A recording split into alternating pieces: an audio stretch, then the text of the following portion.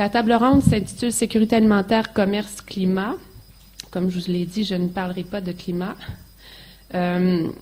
Mais je vais plutôt y aller et travailler sur la planète OMC, si on peut dire, sachant que je suis tout à fait en accord sur le fait qu'il faut travailler hors la planète OMC, mais il reste que le commerce, qu'on le veuille ou non, est une composante importante de la sécurité alimentaire et donc il faut aussi l'analyser sous cet angle-là, puis au regard de la sécurité alimentaire.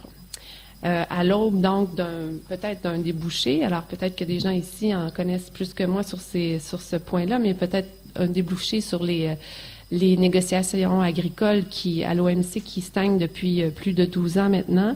Il semble donc intéressant, là, aujourd'hui, de revenir puis de boucler la boucle en se rappelant qu'il faut travailler aussi en dehors de l'OMC, mais qu'il faut aussi faire du commerce un allié pour atteindre la sécurité alimentaire mondiale. Donc, pour ce faire, je vais rapidement revenir sur certaines dispositions de l'actuel texte de l'accord sur l'agriculture, regarder en quoi il contribuait ou non à la sécurité alimentaire mondiale. Je discuterai par la suite des bribes d'informations qu'on a reçues sur un potentiel accord sur l'agriculture qui semble se profiler. Et je terminerai par certains commentaires qui animeront peut-être le débat qui suivra ou les questions qui suivront. Donc, dans l'accord sur l'agriculture tel qu'on le connaît à l'heure actuelle, avant ce texte-là, on a donc discuté au sein de l'OMC de toute la question de la multifonctionnalité de l'agriculture, de la spécificité agricole. Alors, tous ces thèmes-là ont été débattus et n'ont pas remporté la bataille, puisque dans le texte juridique qui est de l'accord sur l'agriculture, on lit simplement des références à la sécurité alimentaire dans le préambule essentiellement et dans une de ces annexes qui est l'annexe 2. Donc, la référence, essentiellement, ce qu'on retrouve dans l'accord sur l'agriculture, les dispositions qui peuvent véritablement directement toucher la sécurité alimentaire. On parle d'une référence dans le préambule au fait que le commerce, la libéralisation des échanges agricoles devrait être faite eu égard aux considérations autres que commerciales, notamment la sécurité alimentaire. Donc, on lit ces termes-là clairement dans le préambule. Ensuite, l'autre disposition qui militait en faveur de la sécurité alimentaire, c'est la clause de sauvegarde spéciale qui permet aux pays, mais surtout aux pays développés, de faire momentanément face aux distorsions que peuvent causer les importations d'un produit étranger, en augmentant les tarifs notamment, donc en se protégeant, en revenant un peu au protectionnisme dans certains cas pour le temps de rétablir leur marché. Il y a également l'annexe 2 qui prévoit une liste de subventions internes qui peuvent être maintenues, qui peuvent être aussi adoptées et qui peuvent, dans certains cas, favoriser la sécurité alimentaire nationale. Voilà. L'annexe 5, finalement, qui portait véritablement sur la sécurité alimentaire en permettant aux États d'identifier certains produits comme étant sensibles et comme nécessitant un traitement spécial. Bon, comme on le sait tous, cette annexe-là a été très peu utilisée, notamment seulement par le Japon, la Corée, les Philippines pour le riz et Israël pour la viande ovine. Pour le reste, les États ne l'ont pas utilisée. Donc, depuis cet accord, depuis 2000, on est en négociation. Les négociations sont longues et difficiles, principalement à cause du dossier agricole, comme c'est souvent le cas.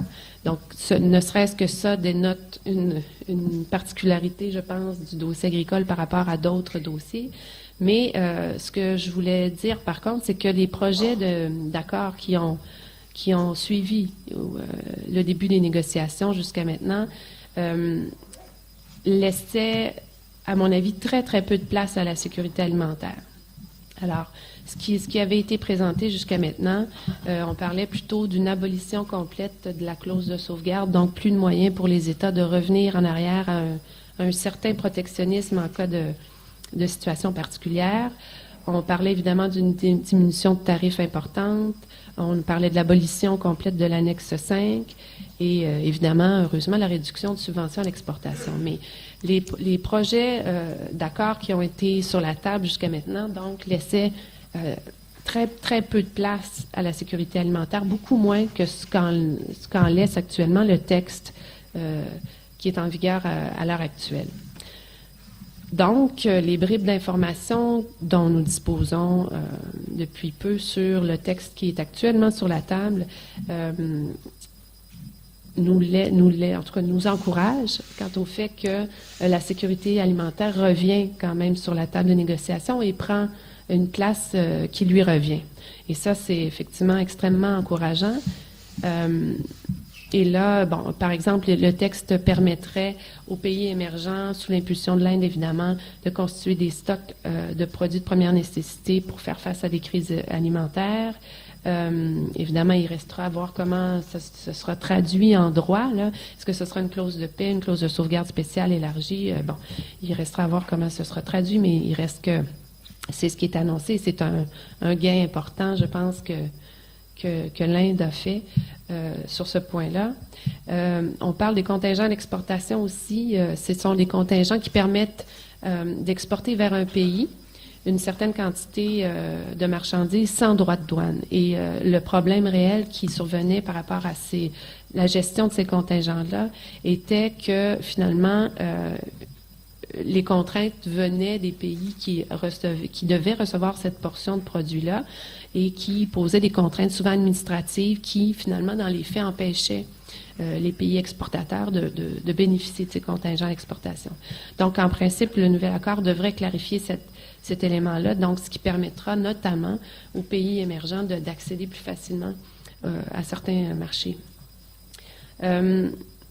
Par ailleurs, il semblerait que les exigences en matière de réduction des subventions d'exportation semblent avoir été réduites. Par contre, ce qu'on entend, c'est qu'il y aurait peut-être un compromis possible sur ce qu'on appelle les restitutions à l'exportation, ce qui est essentiellement une procédure qui permet de subventionner certaines exportations pour des raisons de sauvegarde d'une filière. Donc ça aussi, pour la sécurité alimentaire, qu'on aime ou non les subventions d'exportation, je pense que ça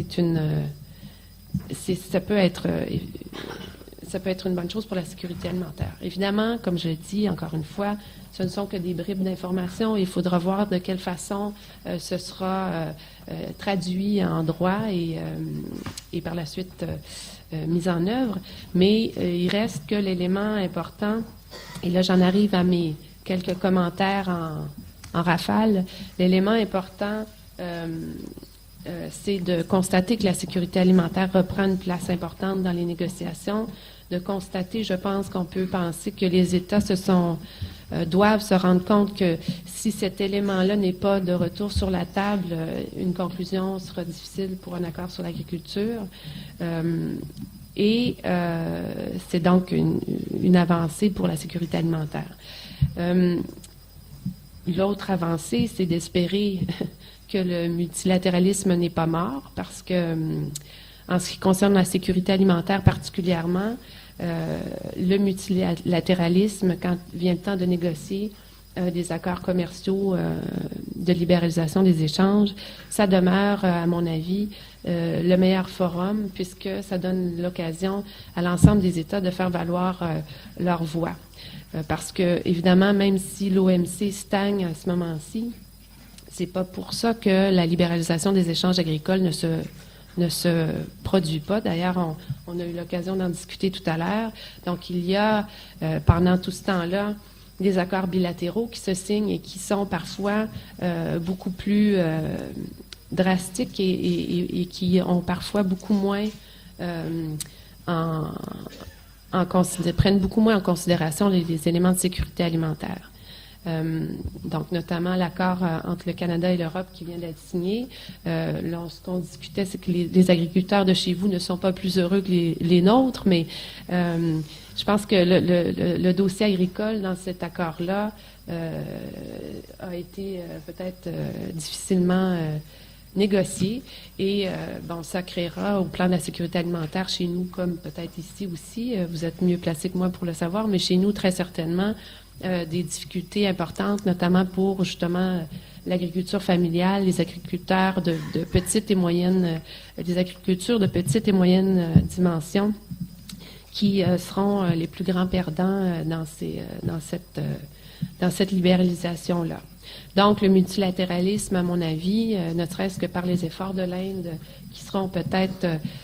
qui aboutiront peut-être à quelque chose de concret, là, ça demeure un forum qu'il faut espérer voir renaître et de devenir efficace à nouveau. Évidemment, ceci dit, le réel enjeu pour la sécurité alimentaire dans tout ce qui est droit international économique, à mon avis, c'est bien entendu le fait que la concurrence n'est pas traitée, n'est pas balisée.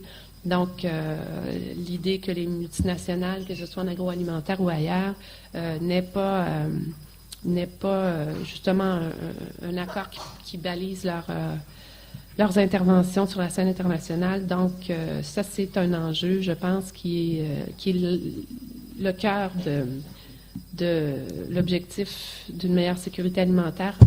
Quand on demeure sur la planète OMC, c'est vraiment, ou sur la planète droit international économique, c'est vraiment ce qui reste à faire et ce qui n'est pas une mince affaire à faire non plus, mais ce qui devrait être le cœur des travaux prochains. Et le droit des contrats aussi. Je pense qu'à travers toute cette libéralisation-là, il ne faut pas oublier, et puis on en avait discuté dans des rencontres précédentes, l'ASCO, l'importance du contrat qui peut devenir, quand on fait face à ces multinationales et à cette libéralisation des échanges, un outil précieux, peut-être pour négocier notamment la place de certains produits sur les tablettes d'épicerie, l'accès à certains distributeurs, distribution. Donc, c'est un élément, un outil, dans le fond, qui s'insère dans cette rhétorique-là, mais qui deviendra, à mon avis, extrêmement précieux et qu'il faudra développer aussi pour faire face aux effets de la libéralisation des échanges, puis s'assurer que elle favorise donc cette libéralisation-là le plus possible, la sécurité alimentaire. Finalement, je vais m'arrêter parce que je suis en phase de manquer de voix, mais je me dis qu'on travaille sur toutes sortes de détails au sein de l'accord sur l'agriculture, alors que peut-être qu'une simple disposition, qu'un simple article dans le mémorandum d'accord sur le règlement des différends suffirait à faire une grande différence, comme un article qui pourrait être comme celui qui contient le statut de Rome sur la Cour pénale internationale, qui nous dit que l'application et l'interprétation du droit doit être compatible avec les droits de l'homme internationalement reconnus. Si on n'avait que cette petite disposition-là, probablement que beaucoup de problèmes, en tout cas, seraient en meilleure phase d'être réglés. Alors voilà, je m'excuse pour ma voix qui me fait défaut.